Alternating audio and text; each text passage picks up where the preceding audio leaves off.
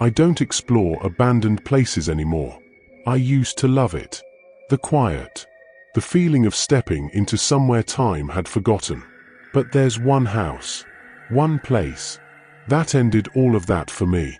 And every time I think about it, I wish we had never worked up the courage to go inside. Back in 2012, my cousin Ryan and I were really into urban exploration. Not the reckless kind. Not breaking windows or forcing doors just to say we did it. We were careful. We checked floors before stepping on them. We wore masks if there was any chance of asbestos or mold. And if a place felt actively guarded, or even slightly occupied, we stayed far away. We told ourselves that made us smart. That made us safe. There was one place, though, that we talked about for months. The abandoned house on the shore of Lake Harlow. Everyone in the area knew about it. You never really saw it clearly. It sat far back from the main road, hidden behind tall iron gates that had been bent inward years ago, like something heavy had pushed through them. The driveway was almost completely swallowed by pine trees and thick brush. If you weren't looking for it, you'd miss it entirely, just a dark shape behind the trees. But once you noticed it, you couldn't stop thinking about it. The rumors were constant. The most common story was that a wealthy family lived there in the 1990s. Quiet, private, kept to themselves. Then one night, they disappeared. Not moved out. Not foreclosed. Gone. People said they left everything behind. Furniture, clothes, dishes, even family photos still hanging on the walls. Some said it was financial trouble. Others claimed witness protection. And then there were the darker theories. No one ever bought the place after that. For more than 20 years, it just sat there, rotting. The day we finally went, the weather felt wrong. Grey sky. No wind. No birds. We parked at a hiking trailhead about half a mile away and walked through the woods to avoid being seen from the road. As we got closer, the roofline appeared between the trees. That's when it hit me how big the house really was. 3 stories tall. Tall, narrow windows. A wide wraparound porch sagging under its own weight. Paint peeled off the siding in long strips, like skin after a bad burn. Parts of the porch had collapsed inward, leaving dark holes beneath the boards. It didn't look abandoned. It looked tired. We circled around to the back, moving slowly, listening for any sound that didn't belong. The back door was unlocked. I remember stopping there for a moment, just staring at it, because abandoned places don't usually leave doors unlocked for 20 years. But we stepped inside anyway. The air changed instantly. It was colder, heavier. It smelled faintly of lake water, dust, and something old, something that had been sealed away for a long time. The kitchen was the first room we entered, and it looked untouched. Plates were stacked neatly on the counter. A coffee cup sat beside the sink, a brown ring of dried residue still visible. One cabinet hung open, showing boxes of food long past their expiration dates. A faded calendar was still on the wall. It was open to May. I don't remember seeing a year. We moved through the first floor slowly. The living room furniture was draped in yellowed sheets. The fireplace still held crumbling ash, like the last fire had burned out and never been cleaned. Family photos lined the hallway. Barbecues. Christmas mornings. Birthday parties. Seeing those smiling faces made my skin crawl. Some of the photos had faded so badly that the faces were almost white, blurred, featureless, like they'd been erased. Upstairs felt different. The moment we reached the top of the stairs, the air felt tighter. The first bedroom had a perfectly made bed. Not dusty, not disturbed, but every dresser drawer was pulled open. All of them completely empty. Another bedroom had newspapers covering the entire floor. Dozens of them, carefully spread out. Each one was folded open to the classified ads. At first, I didn't think much of it. Then I noticed the dates.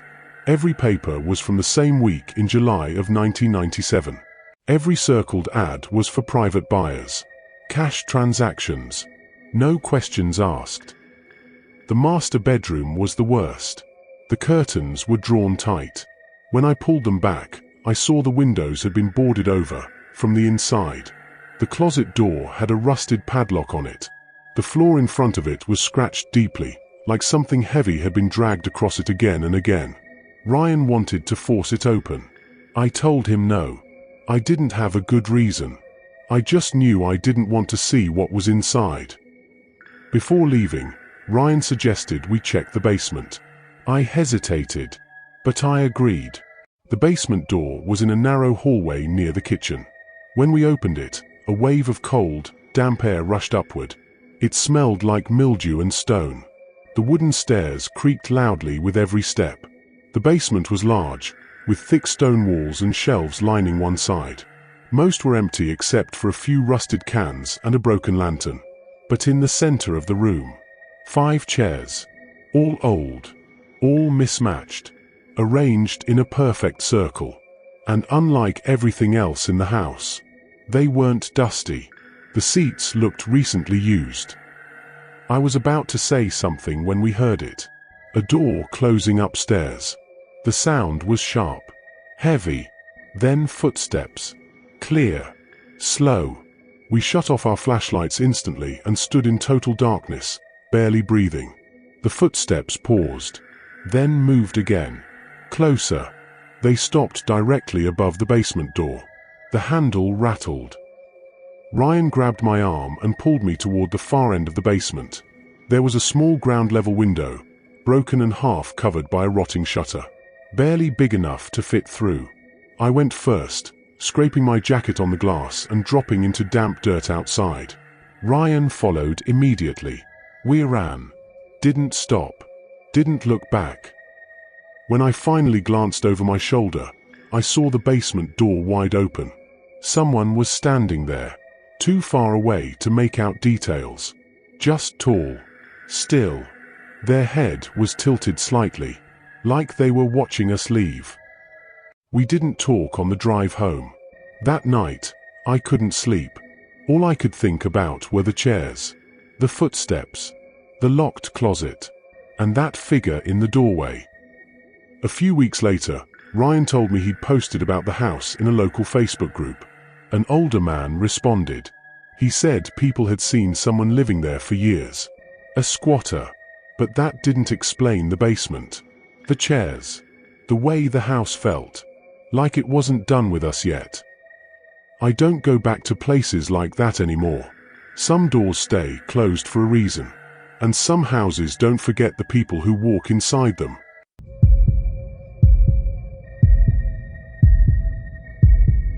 I don't like talking about this. Not because I'm embarrassed. Not because I think people won't believe me. But because every time I tell it, I can feel my chest tighten the same way it did that day. Some places don't just scare you. They warn you. And if you're unlucky, or stupid, enough to ignore that warning, you don't always get a second one. This happened when I was 16 years old. I was with 2 of my friends. I'll call them Miles and Josh. We were bored in the way only teenagers can be bored. The kind where silence feels unbearable, and any bad idea sounds better than doing nothing. That's how we ended up at the quarry. We'd seen videos online. People cliff jumping, laughing, swimming in deep blue water like it was some hidden paradise. Someone mentioned it was near McKinney, Texas, only about 30 minutes away. Close enough to feel harmless. Miles was 17 and had a Jeep. I could drive too. In our minds, that meant we knew what we were doing. We didn't. The moment we turned onto the dirt road leading to the quarry, something shifted. The road wrapped around the pit in a wide circle. On the left were strange white buildings, metal structures that looked temporary but permanent at the same time. Like they'd been dropped there and forgotten. On the right was a tall fence that followed the rock path down toward the quarry. And then there were the signs. So many signs. No trespassing. Private property. Warning. Blasting zone. One sign wasn't even official. Just a huge piece of white cardboard nailed to a post. Trespassers will be shot on sight. I remember staring at it longer than the others. Not laughing. Not joking. Just reading it again and again. In Texas, people can legally shoot you for trespassing under certain conditions. We all knew that. We also knew it usually didn't happen. That's what we told ourselves. That's what made it easy to keep going. Miles parked near an old gravel lot beside a building that looked abandoned. The windows were black. The paint peeled off the walls in long strips. We got out and started walking. The air felt heavy. Halfway down the road, a truck passed us. The driver slowed. He looked directly at us. No anger. No warning. No curiosity. Just a blank stare. And then he drove off. That scared me more than anything else so far. But when nothing happened, we relaxed. We shouldn't have. We hopped the fence and followed the rocky path down. The quarry opened up in front of us, wide, deep, and eerily still. The water didn't ripple. It just sat there. At the first, smaller cliff-jumping spot, we didn't stay long. Less than 10 minutes in, a massive snake slid through the water right below us. It was thick, long, comfortable. That alone should have ended the trip. Instead, we moved farther down. We found a bigger cliff, about 35 feet. We checked the depth. We jumped. We laughed. For almost an hour, everything felt normal. Too normal. Eventually, we decided to head toward the far end of the quarry. That's when the black Hummer appeared. It rolled to a stop ahead of us. The window came down. A woman leaned out, mid-30s, maybe older. Her voice cut through the air like a blade.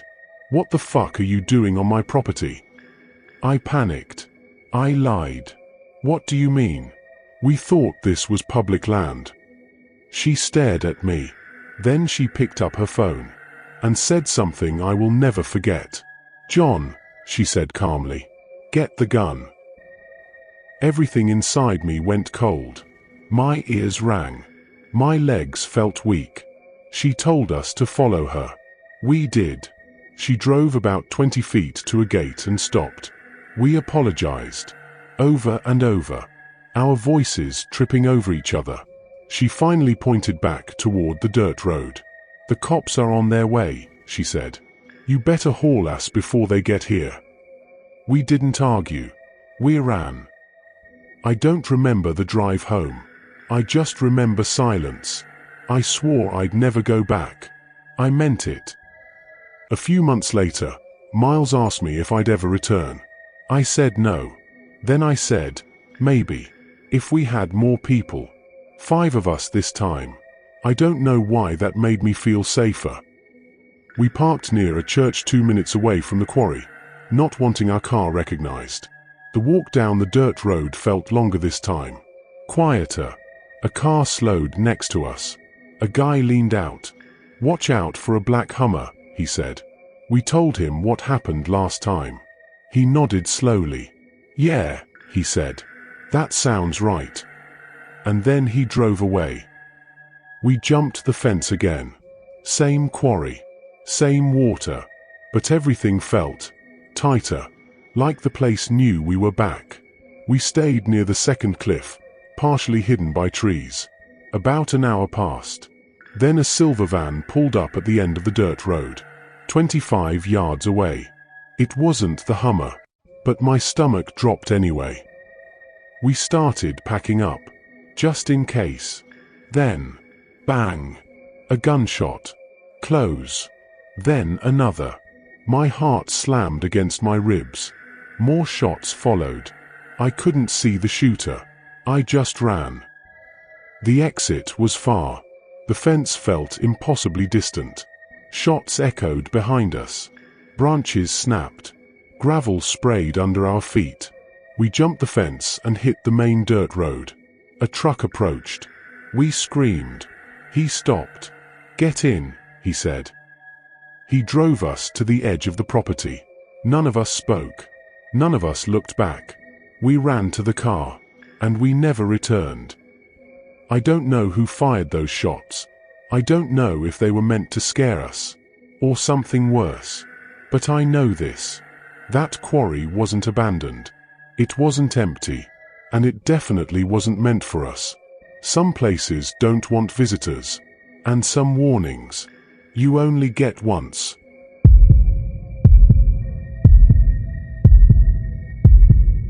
I want to be clear before I start.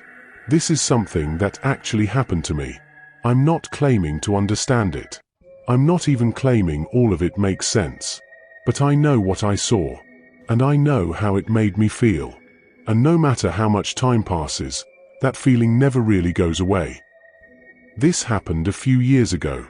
I still think about it whenever I'm near farmland, or when the woods get quiet in a way that feels wrong. I was with two of my friends that day. For privacy, I'll call them John and Anthony. We were always outdoors. That was our thing.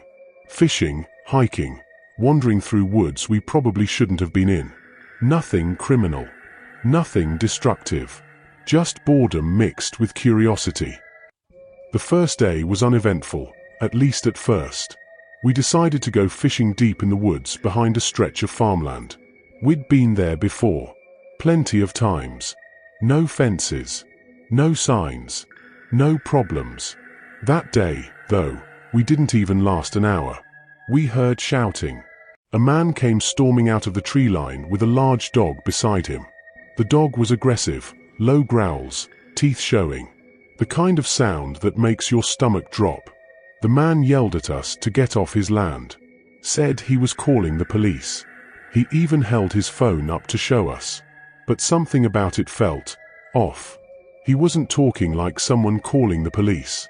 He was relaxed, casual, almost amused, like he was chatting with a friend. That didn't match the situation at all. Still, we didn't argue. We apologized, backed away, left. Once we were far enough away, we laughed it off. At the time, it felt dramatic, over the top. Looking back, I don't think it was. For reasons I still don't understand, we went back the next day. Not to fish, to explore. The property was massive, acres and acres of land stretching farther than we could see from the road. The night before, we looked it up on Google Maps, tracing tree lines, imagining shortcuts. We convinced ourselves we could get in and out quickly. We went in late afternoon, about an hour before dark. That was the first real mistake. The woods were deeper than we expected. The further we walked, the more everything started to look the same. Trees, brush, shadows. Even knowing where we were supposed to be, it was easy to feel turned around. I remember thinking, very clearly, that we needed to leave before sunset. But I didn't say it out loud. At first, nothing felt wrong. We reached open pasture land where horses were grazing quietly. They were calm, used to people. We stopped and petted a few of them. That's when I noticed something strange. There were only horses. No cows. No chickens. No other animals at all. The property was enormous. And yet, only horses. I compared it in my head to my uncle's farm, which was much smaller but filled with animals. This place felt empty by comparison. I told myself the owner probably specialized in horses. Still, the silence lingered. After cutting back into the woods, we reached a fence line. John was walking ahead of us. I was in the middle. Anthony was behind me. That's when we saw the house. It was run down, weathered, almost collapsing in on itself. But the cars around it stopped us cold. Luxury cars. Sports cars. Cars that had no business being there. We moved closer, slowly. There were Porsches, Bentleys, Ferraris, Range Rovers, Corvettes. Some looked intact. Others were stripped down, parted out. That's when it hit us. This wasn't someone's hobby. This was something else. Behind the house was a broken-down RV and a large shed. I even took a short video because I couldn't believe what we were seeing. Inside the RV were fishing rods, bedding, food, stacks of tires. Someone lived there.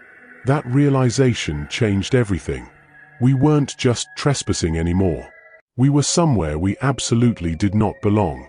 We left that area quickly and started moving toward the back of the property.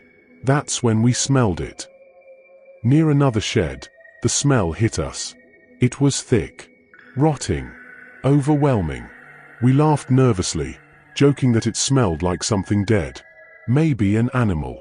None of us actually believed that. Then we heard the gate. Metal slamming shut in the distance. Headlights appeared moments later as a van turned onto the road near the entrance. We ran. Branches tore at our clothes as we sprinted into the woods, not knowing if we'd been seen. That should have been the end of it. But instead, we kept going. On the far end of the property, we found more horses, and then the main house. It looked even worse than the first. Nearby sat something massive, an old camper, at least 50 feet long, completely wrapped in vines. Like nature was trying to swallow it. Beside it was a jet ski in the same condition. We opened the camper door just enough to look inside. The air was stale, heavy. We didn't go in. Then we saw the Ferrari. Even broken down, it was unmistakable. The horses started making noise. That alone made my skin crawl. Near an old boat, we noticed a freezer, partially hidden in thick vegetation. We joked again. Nervous laughter, trying to stay calm. But when we got closer, the smell came back. Stronger, sweet, rotten. The smell of death. We backed away. And that's when Anthony froze. He said he heard something. At first, I didn't. Then I did. Footsteps. Heavy. Close. The vegetation was head high. We couldn't see much. There was a rock nearby, big enough to stand on. John went first. He stopped smiling instantly. His face went pale. He didn't say a word. I climbed up next. And that's when I saw him. About 50 feet away, sitting at a table, was a man. A black cat sat beside him. The cat wasn't what scared me. The man's face was blank. No eyes. No mouth. No nose. No hair. Just smooth, white skin. I don't know if it was bandages, tape, something medical. All I know is there were no features, and it felt like he was staring straight at me. Beside him was a woman. She made direct eye contact with me, and then she ran. Not toward us, but to cut us off. We ran. Darkness swallowed the woods. Every sound felt closer than it should have been.